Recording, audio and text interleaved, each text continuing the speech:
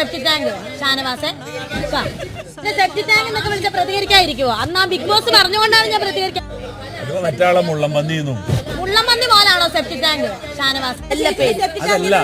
വിളിച്ചില്ലെങ്കിൽ പേരിട്ടോ അല്ല, ഒരു മിനിറ്റ്, ചെല്ലപ്പേരാണോ അതെ ഇരട്ടപ്പേരാണോ?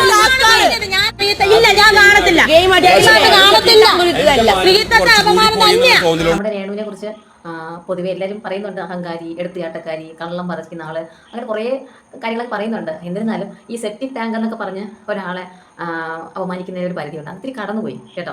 ആരായിരുന്നാലും, അതിപ്പോൾ ഏത് മനുഷ്യനായിരുന്നാലും, ഇപ്പോൾ ഒരു സത്യസന്ധയായിരുന്നാലും ഒരു കള്ളത്തരം കാണിക്കുന്ന വ്യക്തിയായിരുന്നാലും ഒരു മുഖത്ത് നോക്കി ഇങ്ങനെ ഒരു ഡയലോഗ്, ഒരു സെപ്റ്റിക് ടാങ്ക് എന്ന് പറയുന്നത് ഒരു മോശമായ കാര്യമായി പോയി. എന്തായാലും എന്താണ് ബിഗ് ബോസ് അതിന് റിയാക്ഷൻ എടുക്കാത്തതെന്നോ ഒന്നും എനിക്കറിയില്ലെങ്കിലും ആ ഒരു പേര് വിളിച്ചത്, പ്രത്യേകിച്ച് രേണുസുധിയുടെ ആ ബാക്ക്ഗ്രൗണ്ടും കാര്യങ്ങളും രേണുസുധിയുടെ ആ ഒരു മാനസികാവസ്ഥയൊക്കെ മനസ്സിലാക്കി പെരുമാറാമായിരുന്നു. എൻ്റെ അഭിപ്രായം 100%, 100 കൂടുതലുണ്ടെങ്കിൽ 100 കൂടുതൽ ശതമാനം തെറ്റി തന്നെയായിരുന്നു ഈ സെപ്റ്റിക് ടാങ്ക് എന്ന് വിളിച്ചത്. അത് രേണു ഇത്രയും ക്രോശമായി സംസാരിച്ച് ശീലമുള്ള രേണു എങ്ങനെ അതിനകത്ത് കൺട്രോൾ ചെയ്ത് നിന്നു എന്നുള്ളതാണ് വേറൊരു രസകരമായിട്ടുള്ള കാര്യം കേട്ടോ.